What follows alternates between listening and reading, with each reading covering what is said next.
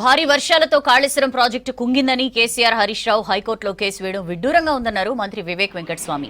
లక్షల కోట్లు పెట్టి కట్టిన కాళేశ్వరం ప్రాజెక్టు క్వాలిటీలో ఎందుకు నిర్లక్ష్యం వహించారని ప్రశ్నించారు. ప్రాజెక్టు బీఆర్ఎస్ హయాంలోనే కుంగిందన్నారు. కాళేశ్వరం ప్రాజెక్టును బాంబులతో కూల్చారని ఆర్ఎస్ ప్రవీణ్ కుమార్ అవగాహన రాహిత్యంతో మాట్లాడుతున్నారన్నారు.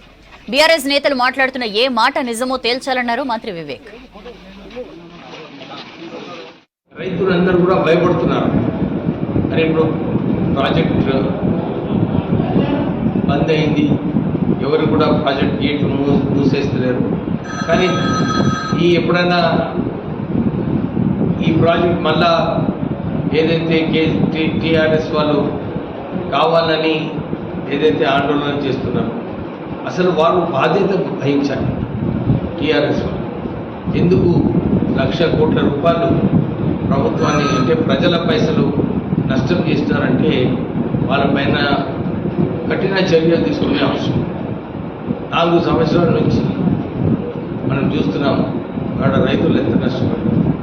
ఈ 2 సంవత్సరాలు ఆ ప్రాజెక్ట్ లేకున్నా కానీ ఇక్కడ ఈ ప్రాంత ప్రజలందరూ కూడా 70% ఎక్కువ ప్రొక్యూర్మెంట్ అవుతుంది. అంటే ఈ ప్రాజెక్టు వేస్ట్ అన్నమాట. వీళ్ళు ఏదైతే అనుకున్నారో మేము ఏదో కాళేశ్వరం హింగు అని ఏదైతే చేసినారో అసలు ఇది తుగ్లక్ వ్యవహారం. నేను చాలాసార్లు ఆ రోజుల్లో చెప్పినాను, కేసీఆర్ ఒక తుగ్లక్. కేవలము వారు కాంట్రాక్టర్లు, వారి కుటుంబ సభ్యులు ఎట్లా కమిషన్లు దోచుకోవాలని చెప్పి ఈ కాళేశ్వరం ప్రాజెక్ట్. ఎందుకంటే అప్పుడు కేసీఆరే ఉండే ప్రభుత్వంలో, అయితే ఆయన గుళ్ళు కొట్టిండా.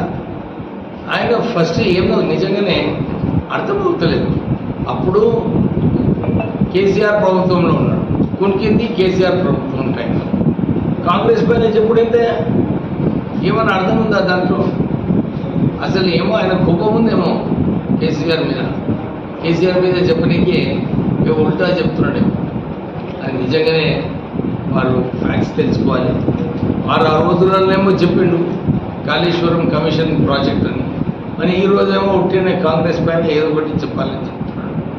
మేము వారు కేసీఆర్ని ప్రశ్నిస్తే బాగుంటుందని చెప్పి మా సూచన. యూరియా డిస్ట్రిబ్యూషన్ చేసేది కేంద్ర ప్రభుత్వం.